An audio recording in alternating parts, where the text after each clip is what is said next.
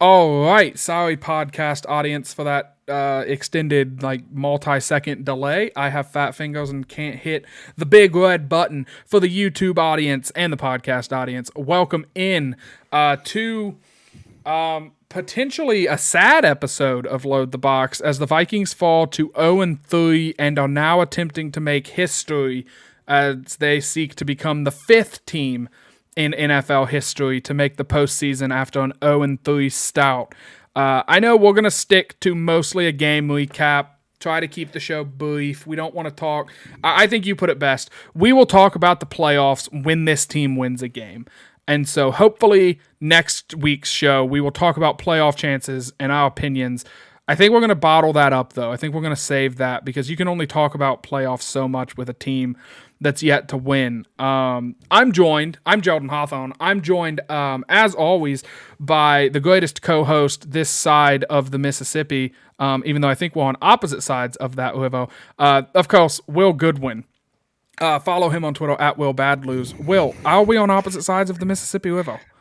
I had to think about it. We are technically on opposite sides of the river. It's close. I am just west of the Mississippi River. It is close. So that can be our new claim to fame. We're the best Vikings podcast on both sides of the Mississippi River. I think that's a fair claim, right? How are you feeling about the loss? It was I'm not going to lie. I was, at the moment, it would have been a good day to do a post-game, reaction show like we've been trying to do, do one, Sunday night, because after the game last night or yesterday afternoon, my wife sees me and she's like, "Are you sweating?" Like my shirt had like sweat marks on it. And I was like, yeah, it was an intense game.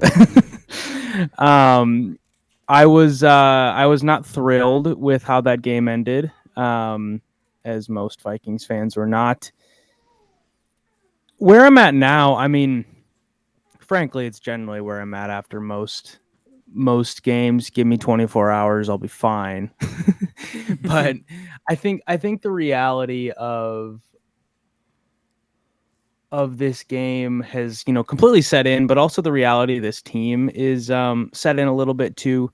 That's not to say that the season's over. And like I said, we're not talking about playoffs today. Or like Jordan said, but I think the reality of where this team is at today on Monday, September 25th is here. It's a team that has not played crisp. It is a team that has not had one clean game yet.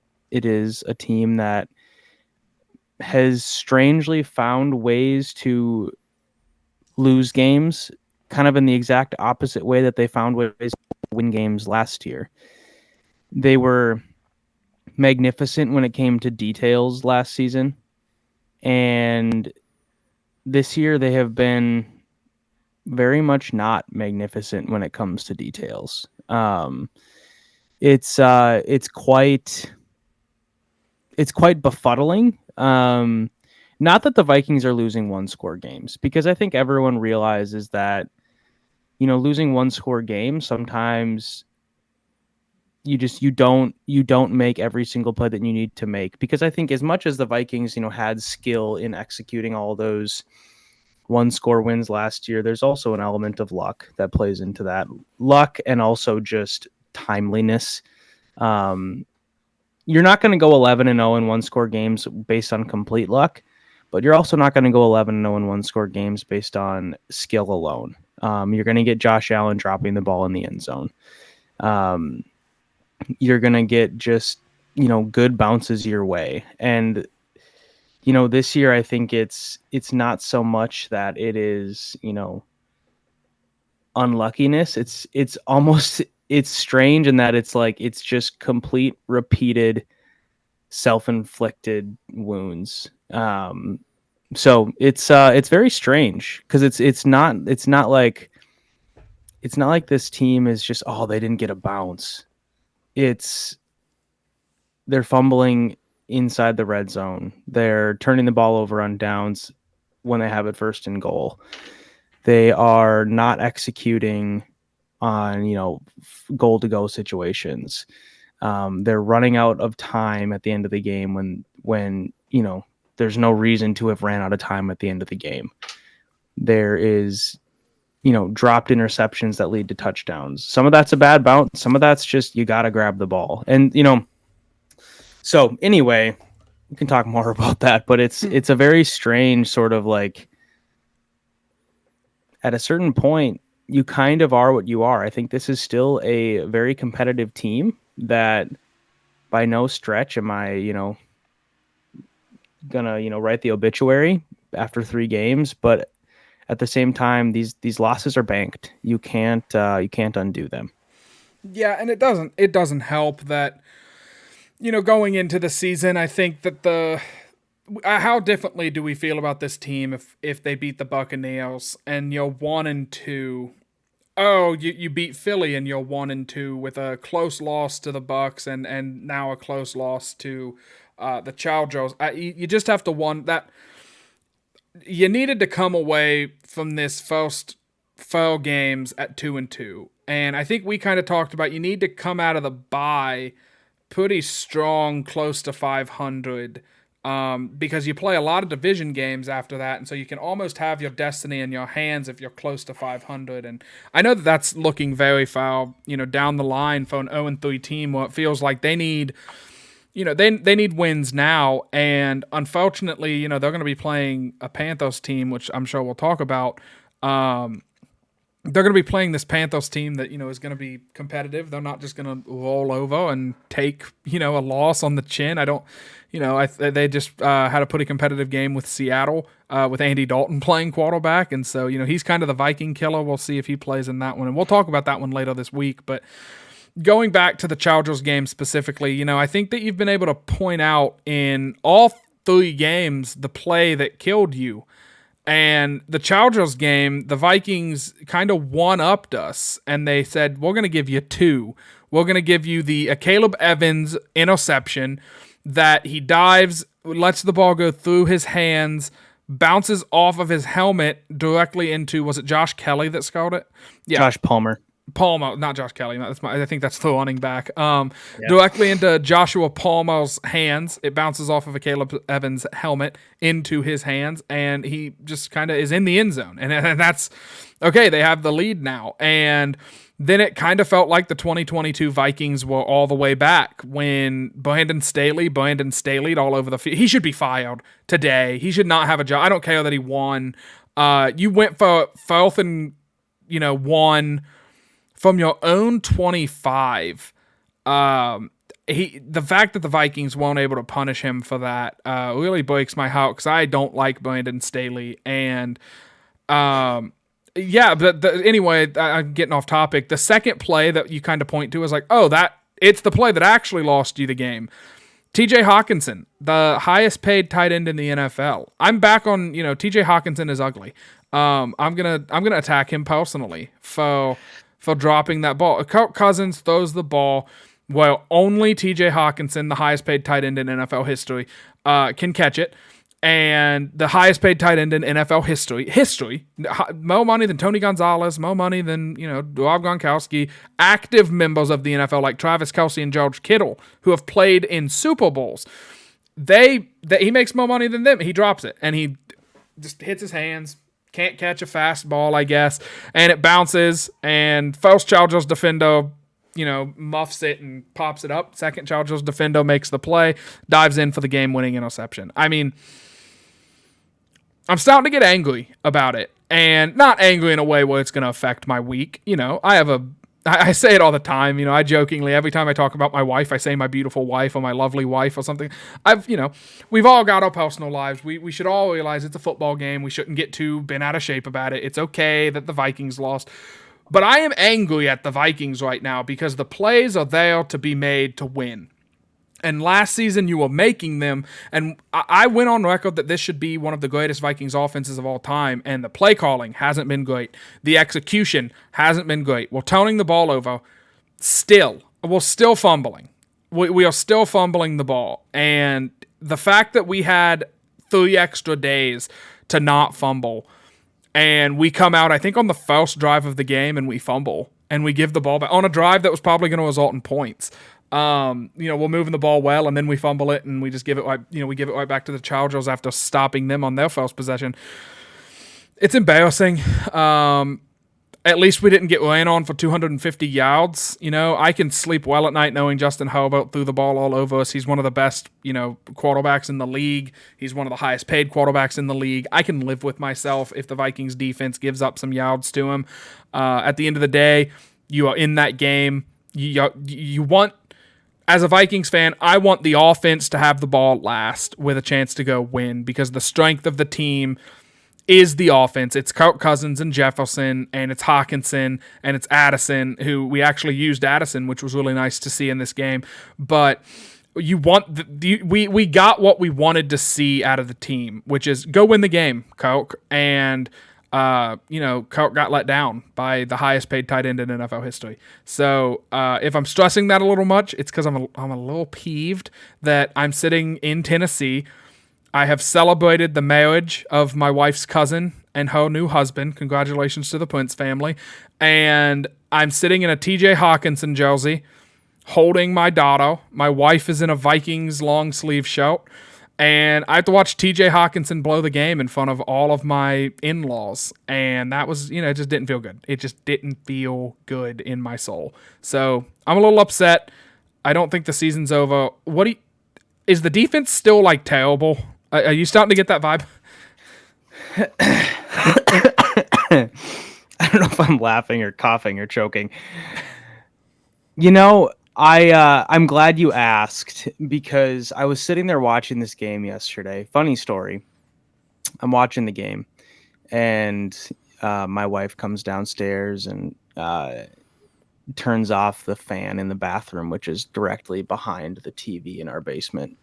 And the power just tripped out on that circuit.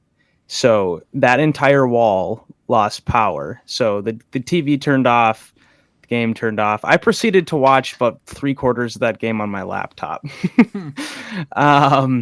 Anyway, but as I'm sitting there watching the game, I was just marveling at the fact that, this defense looks completely different. A, in terms of personnel, B, in terms of scheme, C, in terms of aggressiveness.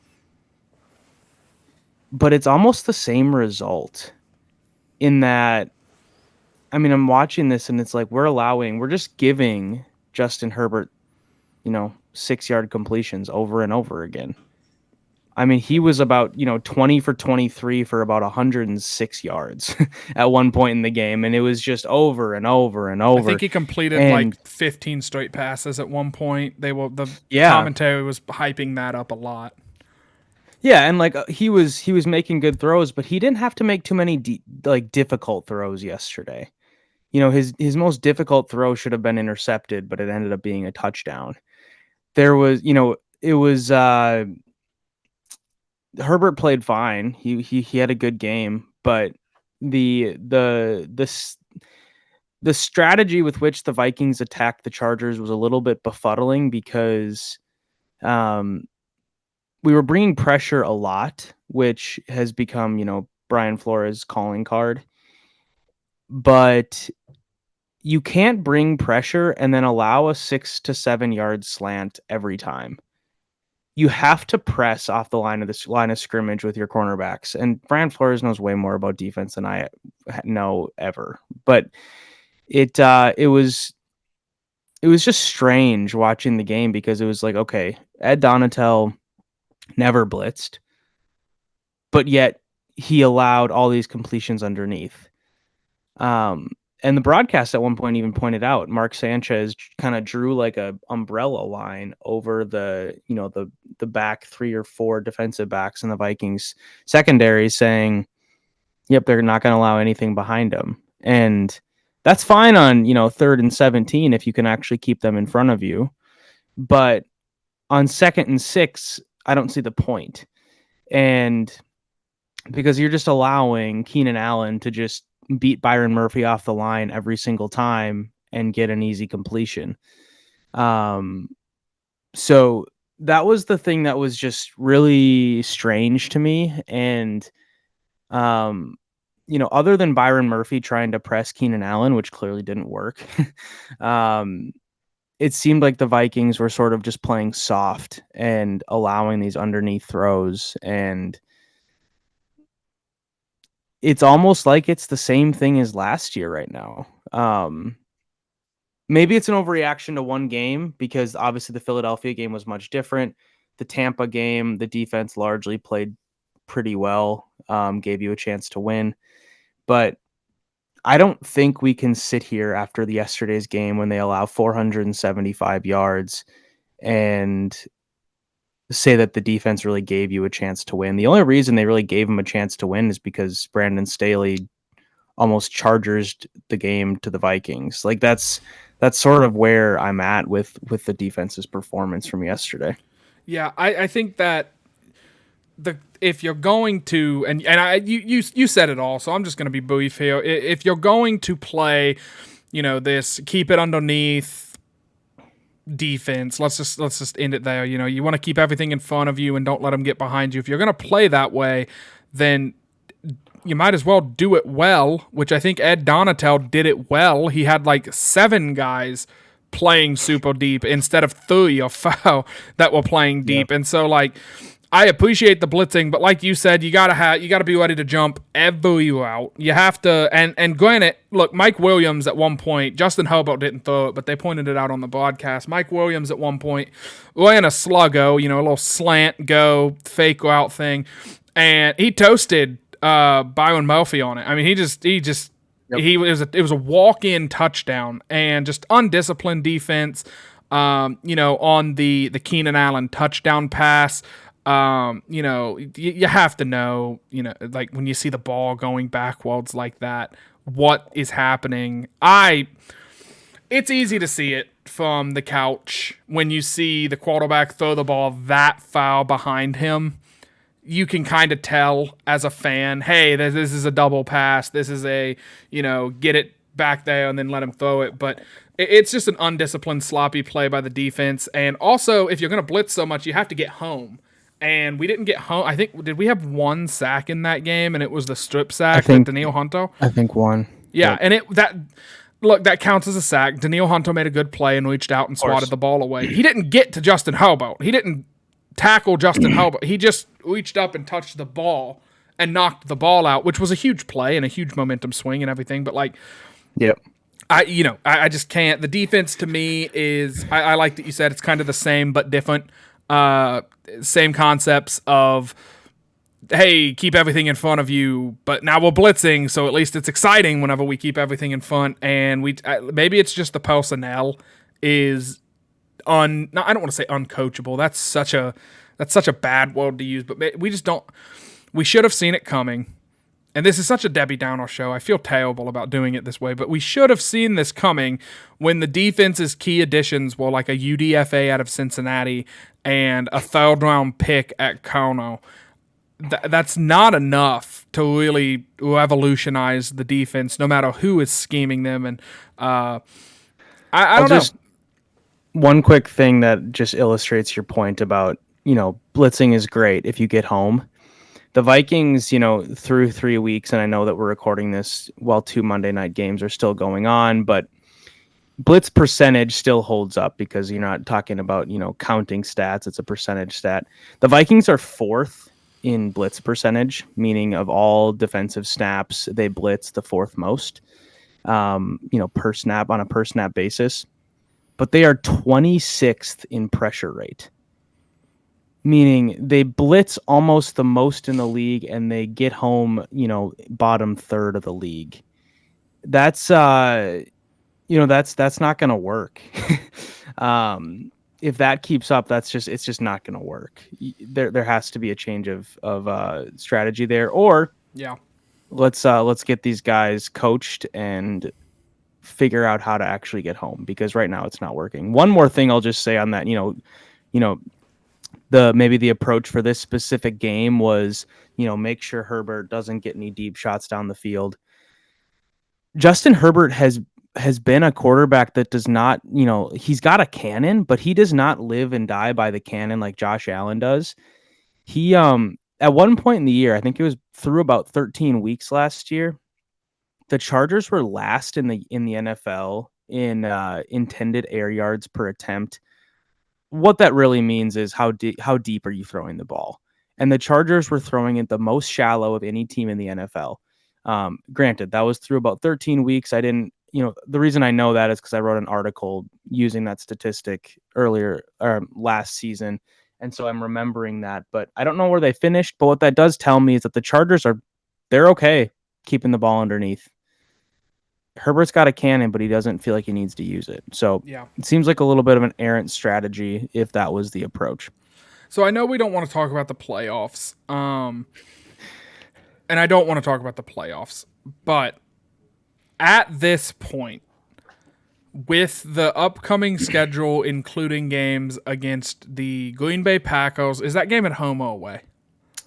The first one is away. Okay, so a game in Green Bay against Kansas City and against San Francisco. With those games, all of this is before the deadline. Where are you at with Danielle Hunter and his 1-year contract? Trading Kirk Cousins is a fever dream that I don't think happens. You can't just plug in. This isn't Madden. You can't just plug a quarterback into a new system and say, yeah, he'll get everything immediately. Like Cousins, granted, he's played in 15 different offensive systems since he's been a Viking, but he would have to learn a whole new system, and it would be a whole thing. And the Jets aren't going to win a ton by the trade deadline because they stink. So, like with Zach Wilson at the helm. So, tradable assets right now that we have. I just want to quickly run through them. Danielle Hunter, we'll start there. Second round pick from anybody that isn't in the NFC North. I say yeah. I say go. Yeah, send it. Yeah, I mean, if we're looking at a team that is out of playoff contention at the trade deadline, absolutely. Would you do it? I don't want to cut it. Would you do it today? Tomorrow, like Tuesday. Someone calls and they say, look, you're 0-3. These are the statistics. You wouldn't do it tomorrow? No, because this team is not going to throw in the towel this early. There's too many games left. I mean, even just like hearing Kirk Cousins talk yesterday, Kevin O'Connell talk yesterday, their approach has largely remained the same, in which it's like, well, we still got 14 of these left. Let's just go 1-0 next week. And I think, that approach is the manner in which they're taking right now. Whether I think that's whether or not I, agree that this team can make a run is kind of irrelevant. They think that they can still make a run. So right now, today, they're not going to trade Danielle Hunter. As an aside, I honestly wouldn't either tomorrow, because this team isn't a bad team. I think we can have a whole philosophical discussion about this. I don't think it's a bad team. They're a team that have shot themselves in the foot way too many times, very strangely, after a season in which they never shot themselves in the foot.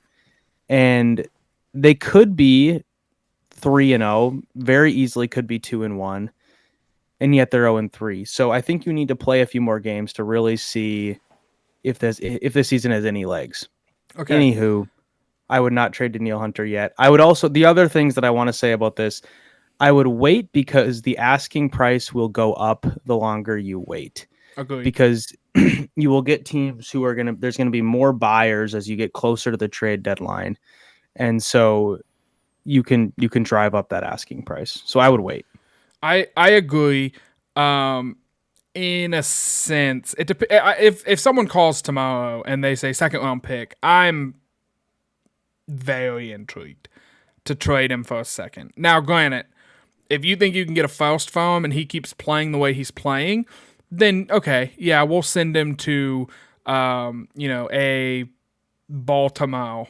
A Kansas City. It's one of these teams that thinks that they're in a window and they're in a mode where they can win the Super Bowl this season, a la the Von Miller trade from a couple years ago that the Rams did. So I would consider it.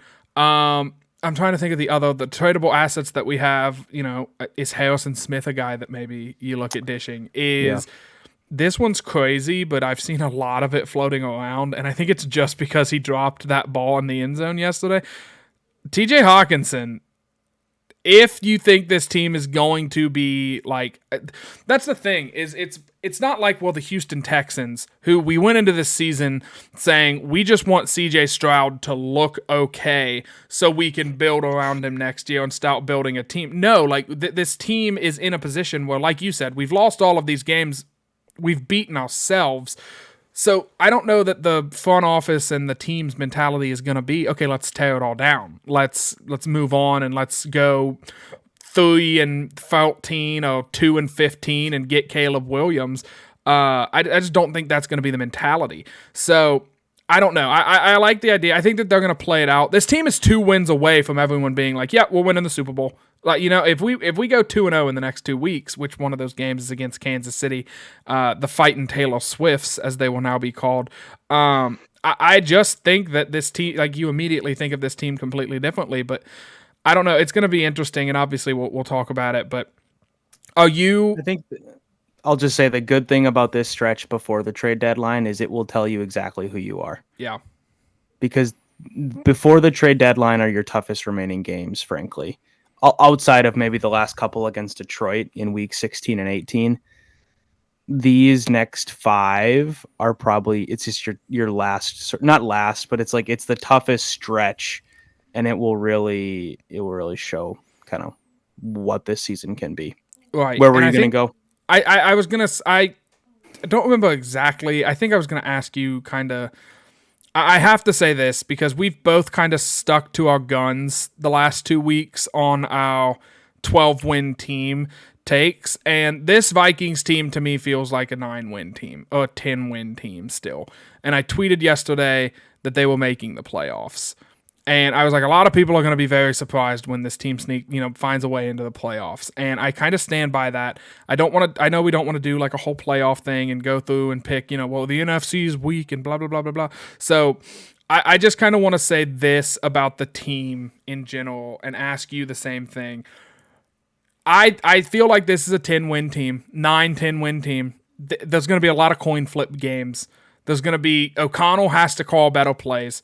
We have to figure out a way to get a single yard because we can't right now. We are unable to. And Ed Ingram had a really bad day in pass protection yesterday and a really good day in run blocking, which is kind of his MO. We need to get Reisner in there, see if maybe that helps. Maybe Bradbury coming back helps. But Cousins is getting hit far too much. The offensive line is still a huge issue. And for the umpteenth time, this is a double pout question. First and briefly, who do you blame this loss on?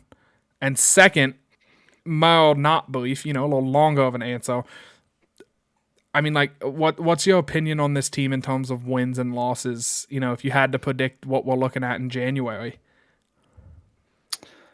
Well, I think, if I'm going to go, I'll take the second question first. If I'm going to go based off my original prediction of a 12-win team, which sounds terribly silly today, I think, if I subtract the 2 Tampa and Chargers losses, that puts me at about 10. And it's not as easy as just simple math, but I think where it sort of becomes simple math to me is that so many, like all 3 of these games were winnable games. Like I said before, they were not games in which you got their doors blown off. You weren't even embarrassed on Thursday night in Philadelphia when you had every possible way to just be embarrassed when you fell behind by 20. Right. So I still see this as a very competitive team that I think they're going to give Kansas City a fight. I don't think they'll beat them, but I think they'll really give them a fight. And I would not be surprised if they lose by another field goal. Like, it's just, they're going to fight with every team they play. And I think at a certain point, they're going to break through and win a few of these. And so I think for now, I think 10 wins is still well within the realm of possibility. 10-4 down the stretch is not a ridiculous stretch. They had a stretch last season where they went 8-1 to start the year. So it's, my confidence in that is going to wane if they continually find ways to lose. But where I stand today, I still haven't seen enough just straight up bad play outside of obviously the turnovers to completely bury this team. About the loss yesterday, probably Kevin O'Connell. TJ Hawkinson deserves a lot of blame for the fumble that happened inside the 20 and the last play in the end zone. That's a bang play. That's a tough catch, but you got to catch the ball. Yeah. He wasn't held. There was no it was not like he, got interfered with. Justin Herbert threw a fastball in the first half to Donald Parham and he caught it. So it's a situation where, Kirk put the ball where he had to put it and Hawkinson's got to catch that ball. And, like it or not, that's not that's not just you can't blame that on how much time was left because Right. that was, whether there was 30 seconds left or 7 seconds left, that was still going to be an interception. So I do largely though, 2 turnovers are killer, both that are connected to Hawkinson. But I think the fact that this team, allowed,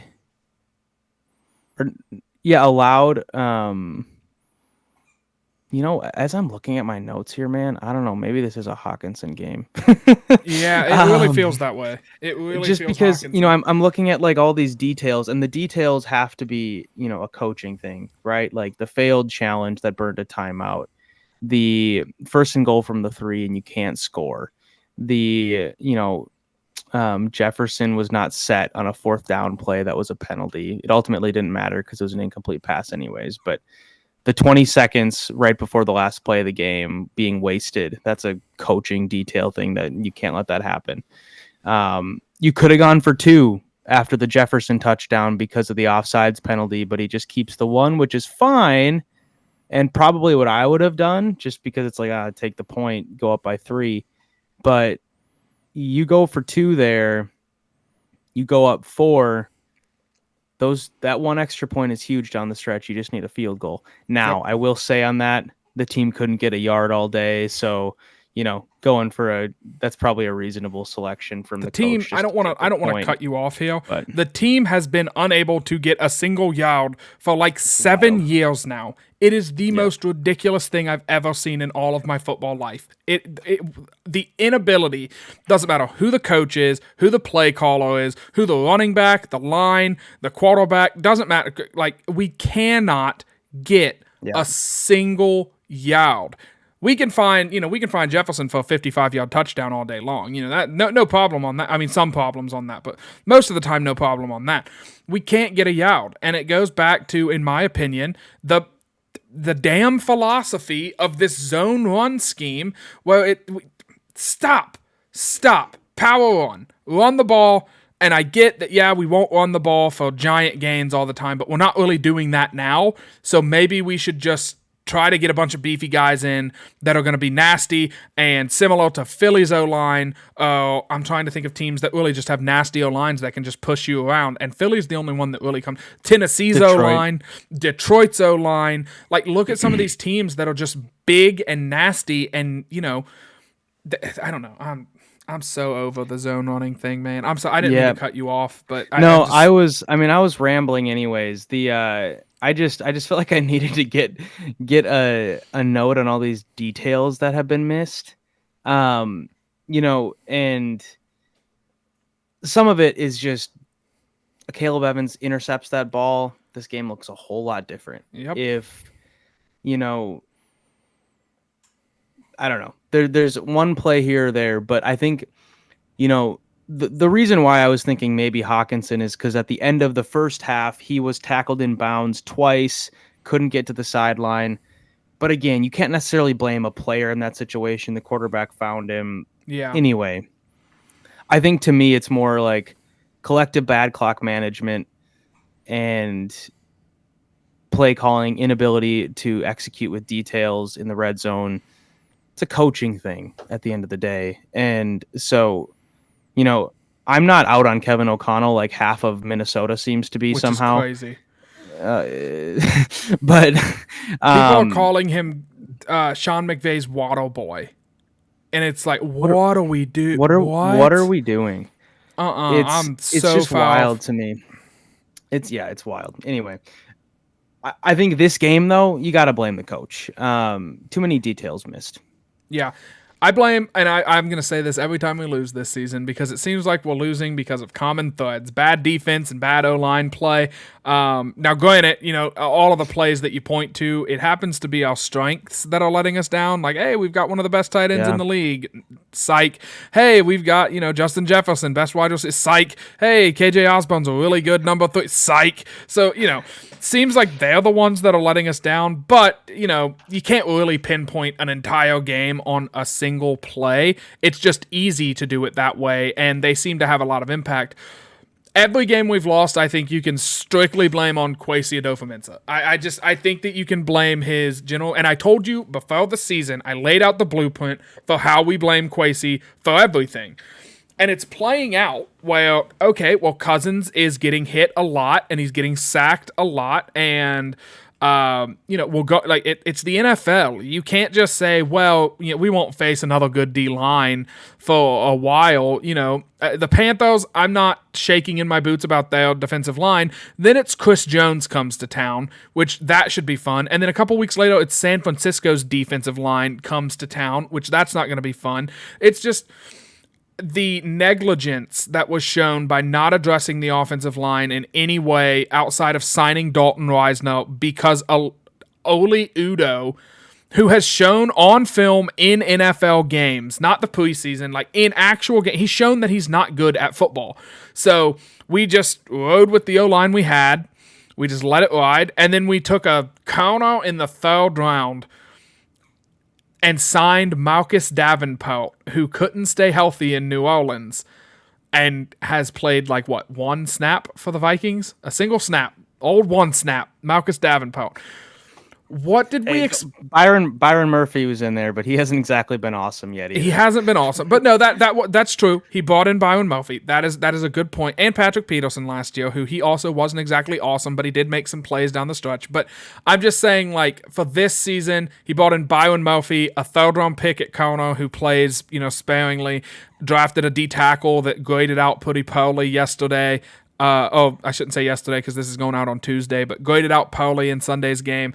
I mean, it just and granted, we're using Jordan Addison more now, but wouldn't it have been nice if we got a true nose tackle in the draft instead of Jordan Addison, who I think Jordan Addison's awesome. I'm really happy we have him, but I'm at a loss for words. It would have been really great if we didn't take Lewis Seen and we took a defensive player there that actually could contribute. Oh, if we had the help me with his name, Baltimore, went to Notre Dame, Kyle Hamilton. Yes, come on, you're the Notre Dame guy. I know. I know. Maybe you're not the Notre Dame guy anymore after what happened on Saturday. I was at a wedding watching that game on a phone, and I had all the hope in the world that they were going to pull it out because they put a second back on the clock, and I was like, they're Catholic, God's on their side, and they were not. I was a Notre Dame fan in a very intoxicated Ohio State fan base, and at this wedding. And so I was in dangerous territory. I had to be on my best behavior in that moment. And so there was a lot of, that's a good win for Ohio State, I guess. And I didn't want to talk about that, but I guess, But no, it would have been nice if we had a defensive player taken in the first round that actually contributed. It's just frustrating. And so and you're seeing it now. The knives are out for Kwesi. The knives are out for Kevin. The knives shouldn't be out for Kevin. Kevin didn't draft Seen. Kevin honestly probably had more to do with drafting Addison than Kwesi did. So Kevin's 1 for 1 and Kwesi's 0 for 7 in my opinion. So we're going to see. We are going to see how it plays out. I'll give my final thoughts as this. The Vikings shouldn't make any moves until the trade deadline. I would not trade anybody right now. I like the idea. Let's see where we're at in a couple of weeks. We're gonna beat the Panthers.